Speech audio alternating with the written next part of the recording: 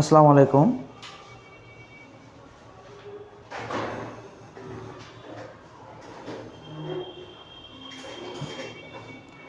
আসসালামু আলাইকুম।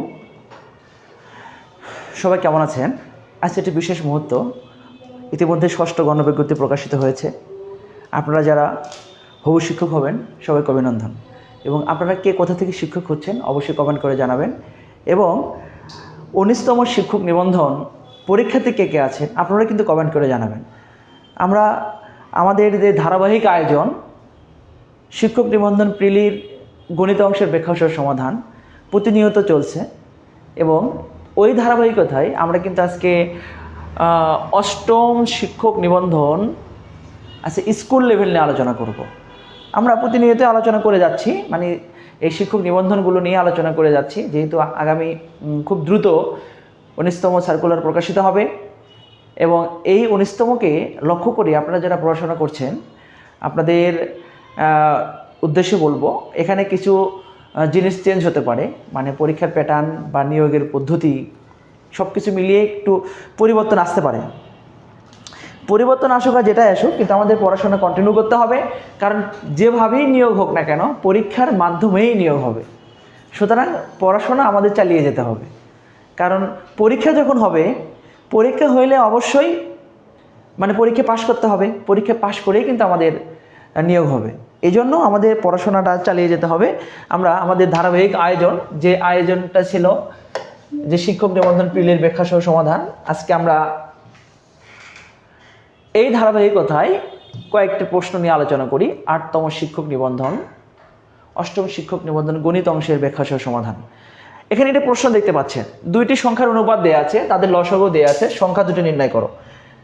এই প্রশ্নের উত্তর কি হবে একটু আপনারা আমাকে কমেন্ট করে জানাবেন এবং অবশ্যই কমেন্ট করে জানাবেন। এখনও কোনো কমেন্ট আসেনি আপনারা অবশ্যই কমেন্ট করে জানাবেন যে এই প্রশ্নটার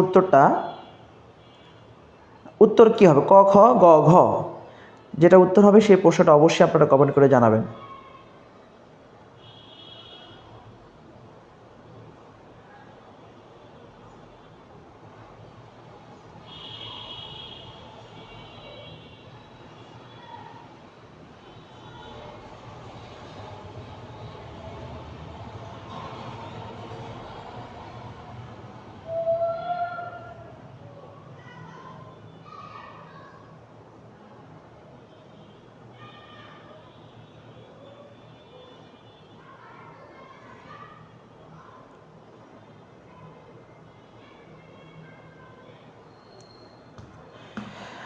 আপনারা অবশ্যই কমেন্ট করে জানাবেন। এখনও কেউ কমেন্ট করেননি, যদি জানেন তাহলে অবশ্যই জানাবেন।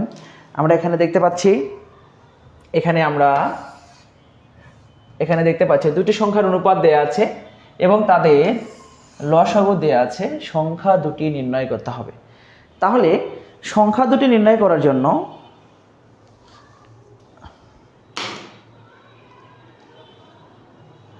সংখ্যা দুটি আমরা কিভাবে নির্ণয় করব একটু খেয়াল করুন। যেহেতু সংখ্যা দুটির অনুপাত দেয়া আছে এবং সংখ্যা দুটি নির্ণয় করতে হবে, আমরা যদি খুব সংক্ষেপে করি, মানে একদম যদি ইজি ওয়েতে করি, তাহলে এখানে যে মানটা দেয়া আছে এই মানটাকে এই দুটি সংখ্যার অনুপাত দ্বারা আমরা ভাগ করব, অর্থাৎ 3 × 4। তাহলে এখানে 180, আমরা যদি এখানেও কেটে দিতে পারতাম, আবার যদি 4 দিয়ে কেটে দিই তাহলে এখানে আমরা পাচ্ছি 15। তাহলে ওই 15 সংখ্যা দুটিকে নির্ণয় করার জন্য এখানে যে মানটা আছে এই মানটার সাথে আমরা গুণ করলে একটি মান পেয়ে যাব এবং এখানে যে মানটা আছে এই মানটার সাথে গুণ করলেও আমরা এখানে মানটা পেয়ে যাব। এটা হচ্ছে সবথেকে সহজ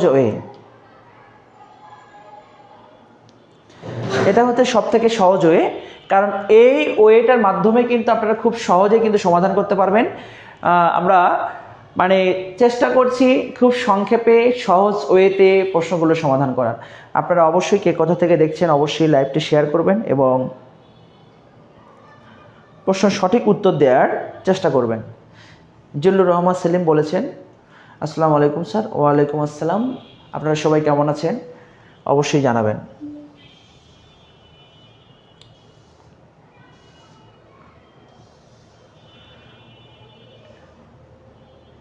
একটু এই অঙ্কটা করার চেষ্টা করি আমরা যখন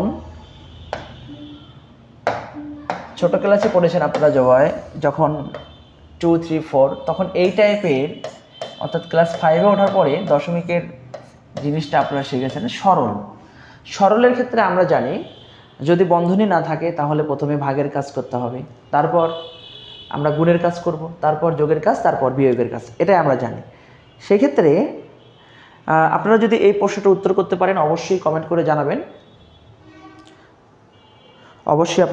জানাবেন, এবং কে কোথা থেকে কমেন্ট করছেন এটাও জানাবেন।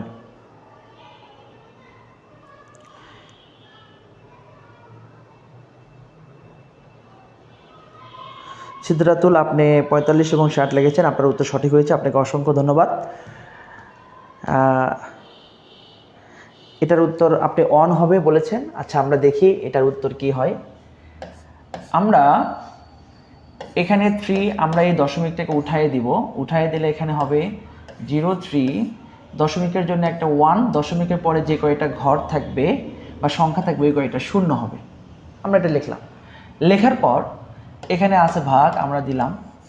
আমরা এখানে এটা 3, এখানে 3/10, এই ভাগটাকে যদি আমরা গুণ করে দিই, এর হরে আছে 1, তাহলে হরটা যাবে লবে এবং লবটা আসবে হরে, এটা আমরা জানি।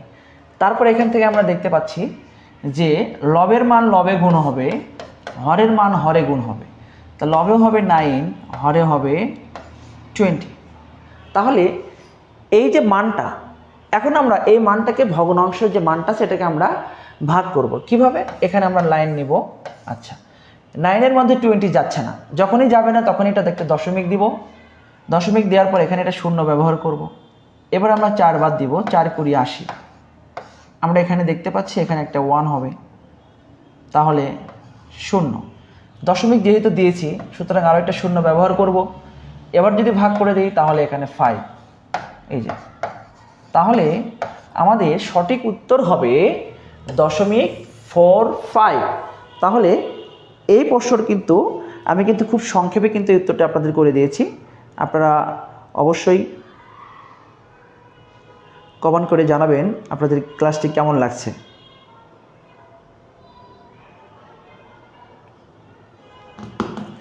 এবং কে কোথা থেকে দেখছেন এটা অবশ্যই কমেন্ট করে জানাবেন।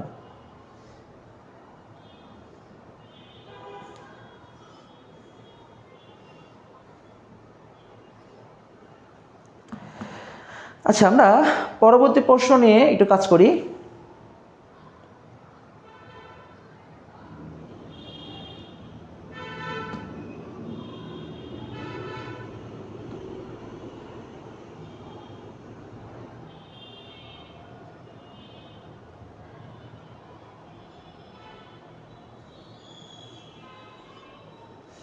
আপনারা লাইভটি ক্লিয়ার দেখতে পাচ্ছেন কিনা এটাও একটু জানাবেন, এবং কে কোথা থেকে দেখছেন এটা অবশ্যই জানাবেন। এবং আপনাদের ভিতরে ষষ্ঠ গণবিজ্ঞপ্তিতে কে কে আবেদন করবেন এটাও আপনারা জানাবেন।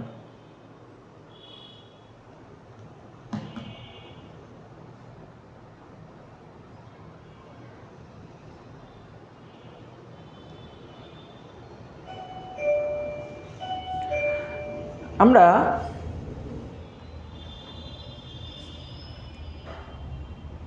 পরবর্তী অঙ্কটা নিয়ে কাজ করি। 30 টাকা 75 টাকার শতকরা কত ভাগ? তাহলে 75 টাকার আমাদের এখানে যে 30 টাকা 75 টাকার শতকরা কত ভাগ, মানে 75 টাকার শতকরা বের করতে হবে। এখানে যে 30 টাকার মানটা এটা আপনারা শতকরা দিয়ে করে নেবেন। আমরা এই প্রশ্নটিতে দেখাবো, এটা খুব গুরুত্বপূর্ণ একটি প্রশ্ন। আমি আপনাদের কাছে এই প্রশ্নটি দিলাম, আপনারা কেউ যদি করতে পারেন অবশ্যই উত্তরটা জানাবেন। এই প্রশ্নর সঠিক উত্তরটা কি হবে অবশ্যই জানাবেন। এখানে বলছে টাকায় 10টি দরে লেবু ক্রয় করে 4টি দরে বিক্রয় করলে শতকরা কত লাভ হবে? এই অঙ্কটা কিন্তু আমি সংক্ষেপে করেছি। এই অঙ্কটা কিন্তু আমি এর আগেও অনেকবার করেছি। আমি আপনারা যারা আজকে লাইভ ক্লাসে যুক্ত আছেন আপনাদেরকে অবশ্যই বলবো খুব মনোযোগ সহকারে অঙ্কটি দেখবেন। আমি এটা খুব সহজে করে দেওয়ার চেষ্টা করব। দেখেন এখানে টাকায় 10টি দরে ক্রয় করলো এবং 4টি দরে বিক্রি করলো, তাহলে এটাকে আমরা 1 ডিভাইডেড বাই, মানে এখানে যে দরটা দেয়া আছে এই মানটা বসিয়ে দিব এবং একটা অনুপাত দিব, এখানে 1 ডিভাইডেড বাই এখানে যে মানটা আছে এই মানটা। এখন আমরা জানি যে যখন কোনো অনুপাতের ভগ্নাংশ থাকে তখন অনুপাতগুলোর হর দ্বারা গুণ করে দিতে হয়।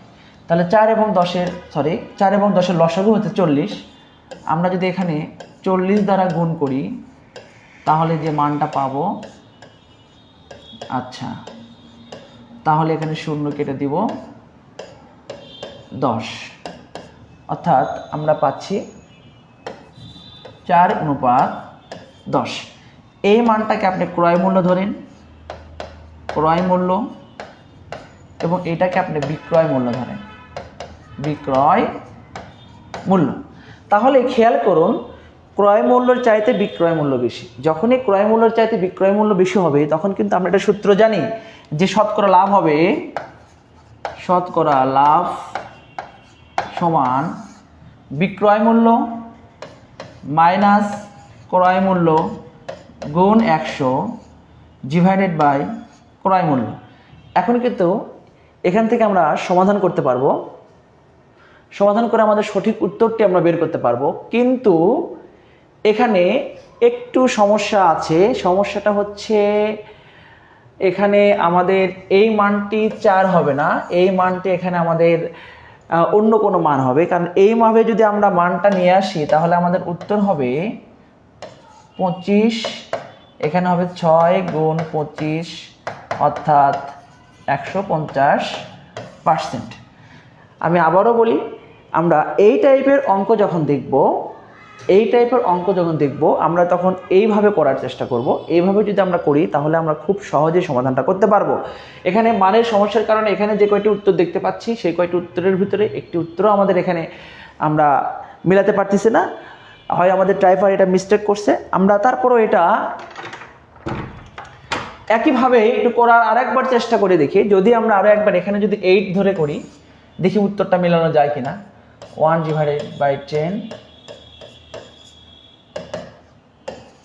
তাহলে 8 অনুপাত এটা।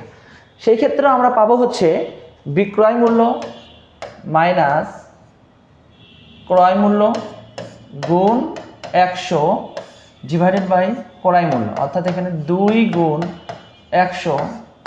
তাহলে এখানে যদি কেটে দিই তাহলে হবে 4, 4 25 100 সমান 25%। এই যে, তাহলে আমাদের টাইপার এটা মিস্টেক করেছে, এখানে আমাদের হবে 8। যদি আমরা এখানে 8 বসিয়ে দিই তাহলে আমাদের উত্তর হচ্ছে 25%। আমি কি আপনাদের বোঝাতে পেরেছি কিনা? আমি অবশ্যই আরও একবার বোঝানোর চেষ্টা করি আপনাদের, আমরা যখন দেখব টাকায় 10টি দরে লেবু ক্রয় করে বা এত দরে বিক্রয় করলে শতকরা কত লাভ বা ক্ষতি হবে, সেই ক্ষেত্রে আমরা সরাসরি 1 ডিভাইডেড বাই ক্রয় মূল্যের যে অনুপাতটা সেই মানটা বসিয়ে দিব এবং বিক্রয় মূল্যের যে দরটা সেই দরটা আমরা বসিয়ে দেব। এটাকে আমরা একটা সরল অনুপাতে প্রকাশ করব। সরল অনুপাতের প্রথমটাকে আমরা ক্রয় মূল্য এবং দ্বিতীয়টাকে আমরা বিক্রয় মূল্য ধরে নিব। যদি বিক্রয় মূল্য বেশি হয় তাহলে লাভ হবে, যদি ক্রয় মূল্য বেশি হয় তাহলে ক্ষতি হবে। এটা আমরা মাথায় রাখবো। খুব সহজ একটি প্রশ্ন। এই প্রশ্নের উত্তর কত হবে আপনারা সবাই একটু কমেন্ট করে জানাবেন এবং কে কোথা থেকে দেখছেন এটাও আপনারা জানাবেন।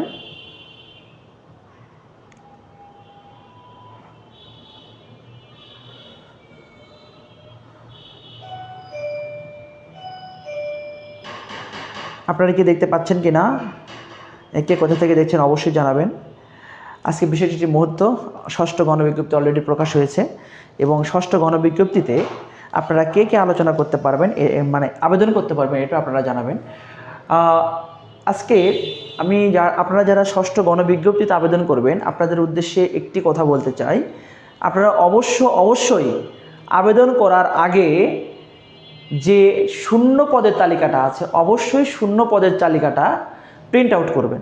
প্রিন্ট আউট করে আপনাদের পছন্দের স্কুল, কলেজ, মাদ্রাসা, ভোকেশনাল প্রতিষ্ঠানগুলো আপনারা অবশ্যই হাইলাইটস করবেন। তারপর আমরা আবেদনে আসবেন।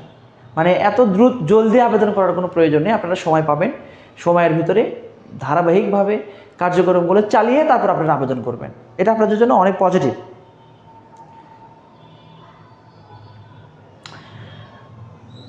সুরে আফরিন সুমি, আপনি ঝিনেদা থেকে দেখছেন, আপনাকে অসংখ্য ধন্যবাদ। আমরা এখানে একটি অঙ্ক দেখতে পাচ্ছি, এটা সূচকের অঙ্ক। আমরা জানি কোনো মানের যদি বর্গমূল থাকে, বর্গমূলটা হচ্ছে যে মানটা থাকবে, এই মানটার যদি বর্গমূল থাকে, এই বর্গমূল দ্বারা আমরা বুঝি ওই মানের একটা পাওয়ার হাফ। ওকে, আমরা যদি 2 দ্বারা কেটে দিই তাহলে হবে 3। এখন 3 এর মাথার উপর 3 অর্থাৎ 3 আমরা 3 বার গুণ করব, তাহলে 3 বার গুণ করলে হবে 27। তাহলে কিন্তু আমরা খুব সহজেই কিন্তু উত্তরটা করতে পারবো। এটার উত্তর হবে কত? 27। আমরা এখানে 7 নম্বর প্রশ্ন দেখতে পাচ্ছি। আমি আপনাদের সংক্ষিপ্ত যে মেথডগুলো শিখিয়েছিলাম, এই মেথডে আমি বলেছিলাম যদি কখনো x প্লাস 1/x বা a plus 1/a plus 1/a এর মান 2 থাকে, মানে কখনো এই টাইপের দুটি মান অর্থাৎ একটি মান এবং তার গুণাত্মক বিপরীত মানের যোগফল যদি 2 দেয়া থাকে, সেই ক্ষেত্রে যে মানটাই নির্ণয় করতে বলবে, যদি মাঝখানে প্লাস থাকে তাহলে উত্তর হবে 2, যদি মাঝখানে মাইনাস থাকে তাহলে উত্তর হবে 0। এটি আপনাদের আমি বলে দিয়েছিলাম। আমি আবারও একটু আপনাদের বিষয়টা ক্লিয়ার করে দিই। আমি বলেছিলাম যখন x প্লাস 1/x অর্থাৎ একটি সংখ্যা এবং ওই সংখ্যার গুণাত্মক বিপরীত সংখ্যার যোগফল যদি কখনো 2 হয়, তাহলে এখানে যে মানটা নির্ণয় করতে বলবে, যদি মাঝখানে প্লাস থাকে তাহলে উত্তর হবে 2, আর যদি মাঝখানে মাইনাস থাকে তাহলে উত্তর হবে 0। এটা আমি আপনাদের বলে দিচ্ছিলাম, এর আগেও বেশ কয়েকবার আলোচনা করেছি। আমি আবারও আপনাদের আলোচনা করি এবং আপনাদের বুঝিয়ে দেই, আপনারা বোঝার চেষ্টা করুন। দেখেন এখানে দেয়া আছে x প্লাস 1/x ইকুয়াল 2। আমরা যদি x দ্বারা গুণ করি তাহলে এখানে হবে x², x দ্বারা যদি এখানে গুণ করি তাহলে এখানে শুধু 1 হবে এবং এখানে হবে 2x। আমরা কি করলাম? পুরো রাশিটাকে আমরা, মানে পুরো সমীকরণটাকে আমরা x দ্বারা গুণ করলাম। তারপর এখান থেকে আমরা যদি এই মানটাকে এই পাশে পার করে দেই, এখানে যদি সূত্র করি a² minus 2ab plus b², 1 এর উপর স্কোয়ার করলে 1 হয়। এখন এখান থেকে যদি আমরা লিখি a minus b whole square equal to 0, তাহলে আমরা দেখতে পাচ্ছি এখান থেকে x এর মানটা আমরা পাচ্ছি 1। এই যে x এর মানটা 1 পাচ্ছি, এখন এই 1টা যদি আমরা এখানে বসিয়ে দেই যে x³ প্লাস 1/x⁵, তাহলে 1 এর মাথার উপর একটা কিউব দিব এখানে, এই যে, তাহলে 1 এর পাওয়ার যেটাই পড়বে 1ই হবে। এই যে 1 + 1 = 2। এখন আপনারা ভালোভাবে খেয়াল করুন, যদি মাঝখানে মাইনাস থাকতো তাহলে 1 এবং 1 কেটে যেত, 1 এবং 1 কেটে গেলে মানটা হবে 0।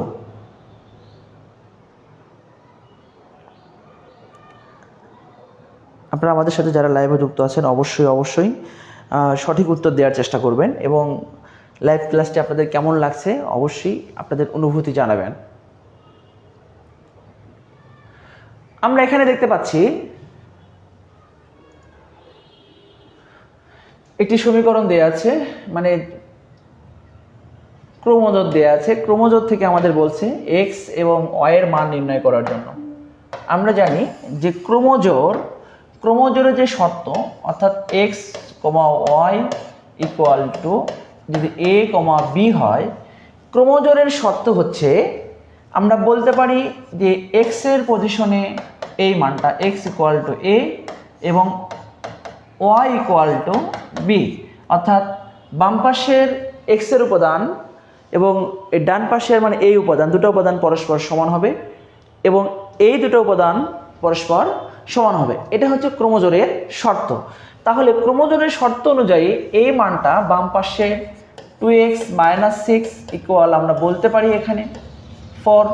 তাহলে এখান থেকে যদি একটু সমাধান করি, এই 6কে পার করে দিব তাহলে 10, অর্থাৎ এবার যদি আমরা 2 দ্বারা ভাগ করে দিই তাহলে x এর মানটা আমরা 5 পেয়ে যাব। x এর মানটা 5 পেয়েছি। এখন দ্বিতীয় শর্ত হচ্ছে এইটার সাথে এই যদি মানটা আমরা তুলনা করি, অর্থাৎ 5 = 2y - 5, আমরা যদি ওই 5টাকে বাম পাশে পার করে নিই তাহলে এরকম একটি মান আসবে। এখান থেকে দেখতে পাচ্ছি 10, এই 2কে বাম পাশে ভাগ করে দিব, এই যে, তাহলে এখানে আমরা দেখতে পাচ্ছি যে 5 = y, অর্থাৎ y এর মান 5। তাহলে x এর মানও 5 হচ্ছে, y এর মানও 5 হচ্ছে। খুব সহজে কিন্তু আমরা এটা সমাধান করতে পারলাম, কারণ এখানে আমরা দেখতে পাচ্ছি যে এক্স এবং ওয়াই এর উভয়ের মান 5, এবং এটাকে কিন্তু আমরা শুধুমাত্র ক্রোমোজোরের শর্ত দিয়েই করলাম, এখানে কিন্তু আর কোনো কাজ করিনি, শুধুমাত্র ক্রোমোজোরের শর্ত দিয়ে আমরা অঙ্কটি সমাধান করেছি। আমরা পরবর্তী প্রশ্ন দেখি।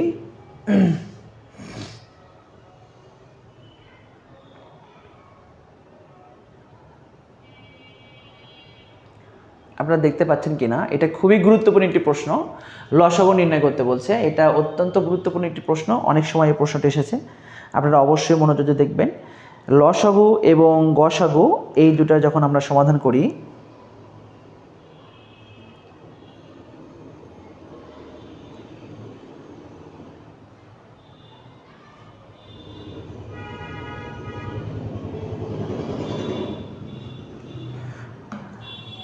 আমি এখানে আমরা আমাদের যে আলোচনা দেখতে পাচ্ছি, এখানে লসাগু নির্ণয় করতে হবে।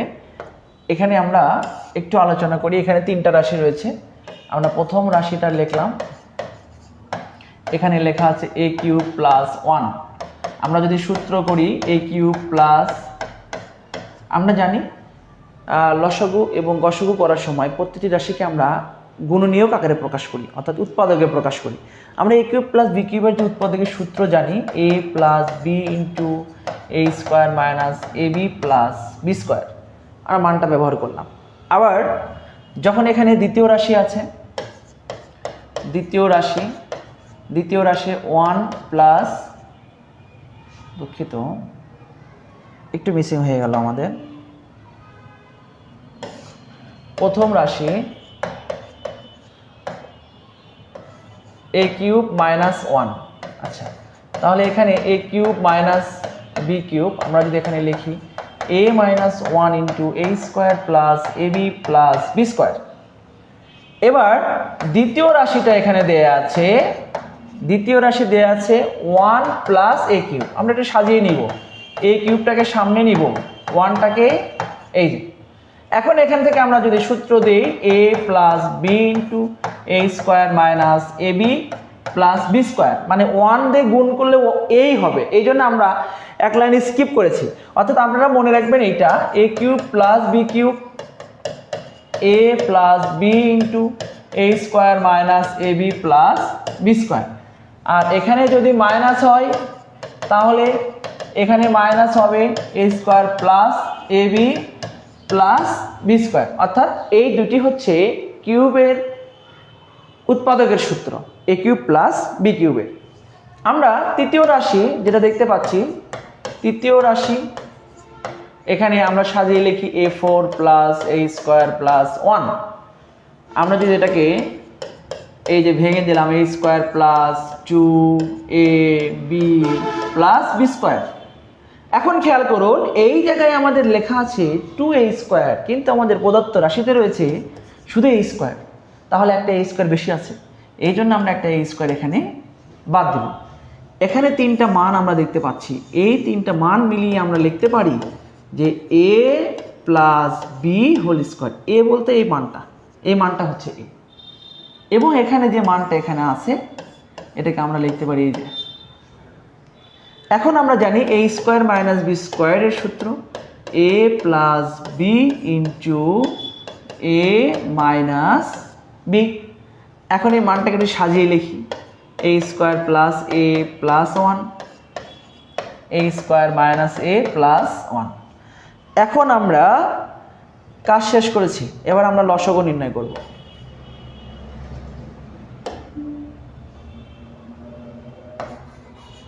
এবার আমরা লসাগু নির্ণয় করব। লসাগু প্রত্যেক রাশির মধ্যে যদি কোনো মান থাকে সেই মানটাও আমাদের নিতে হবে, এবং তার চেয়ে অতিরিক্ত যদি কোনো মান থাকে ওই মানটাও আমরা নিব। আর গসাগু হচ্ছে প্রত্যেক রাশির মধ্যে যে মানটা মিল থাকবে ওই মানটাকে আমরা গসাগু বলবো। তাহলে এখানে প্রত্যেক রাশির মধ্যে আমরা দেখি এই মানটা এখানে আছে, এই মানটা এখানেও আছে, তাহলে এই মানটা একবার নিলাম। আচ্ছা, আবার দেখতে পাচ্ছি এই মানটা এখানেও আছে এবং এই মানটা এখানে আছে, তাহলে এই মানটা একবার নিলাম।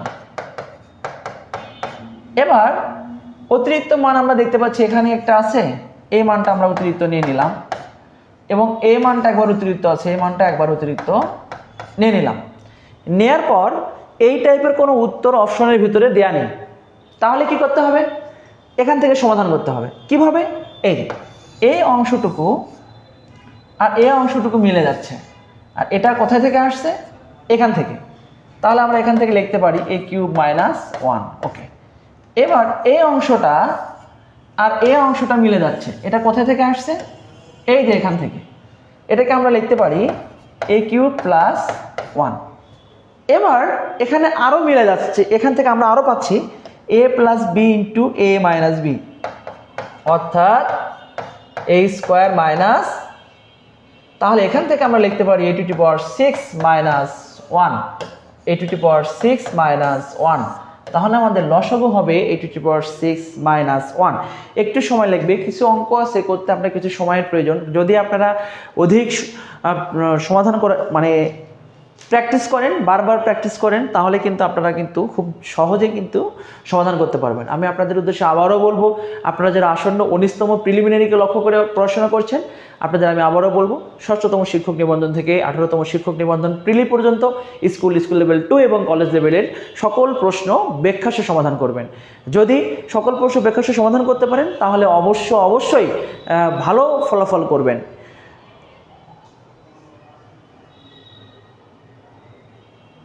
আমরা সূচক এবং লগারিদম আমাদের জন্য খুবই গুরুত্বপূর্ণ। সূচক এবং লগারিদমের যে বিষয়টা, এই সূচক এবং লগারিদম থেকে আমি বলি যে বারবার বলি, সূচক এবং লগারিদমটা আপনাদের জন্য এত গুরুত্বপূর্ণ যে এখান থেকে প্রত্যেক বছরই প্রশ্ন থাকে। তাহলে সূচক এবং লগারিদমটা আপনারা অবশ্যই আমাদের যে ক্লাসগুলো রয়েছে সেই ক্লাসগুলোর মধ্যে সূচক এবং লগারিদমের ক্লাস দেওয়া আছে, আমরা দেখে নেবেন। আমরা এইটার একটু উত্তর করার চেষ্টা করি। আপনারা যদি কেউ এটার উত্তর করতে পারেন তাহলে অবশ্যই কমেন্ট করে জানাবেন।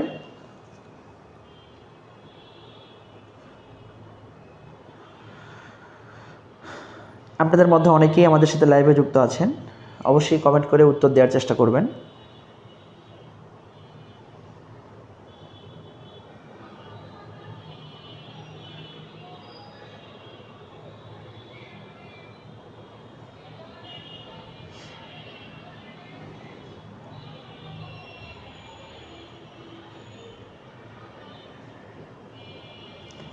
আপনারা লাইভটি ক্লিয়ার দেখতে পাচ্ছেন কিনা অবশ্যই জানাবেন, এবং এই প্রশ্নটির উত্তর করার চেষ্টা করুন।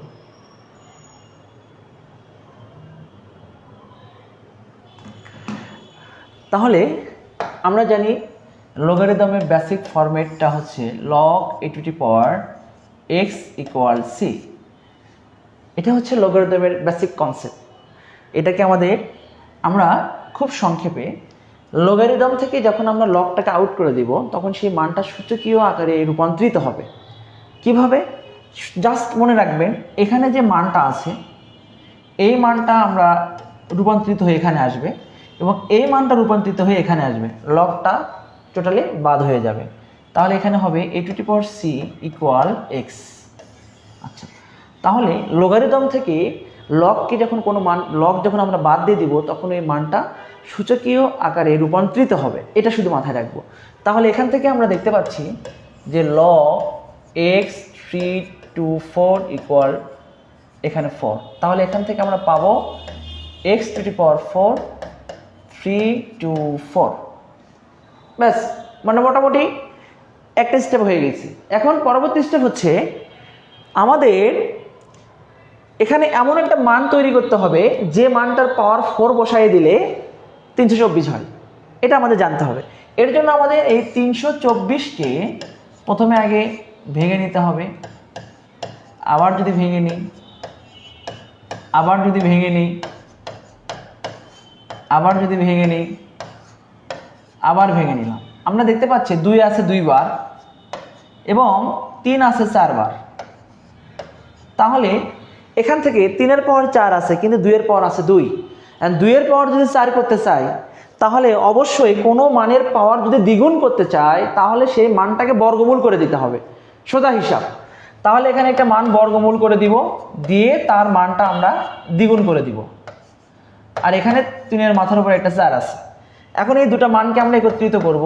3√2, আমরা 3টাকে আগে লিখলাম এবং √2টাকে পরে লিখলাম, পাওয়ার দিলাম 4।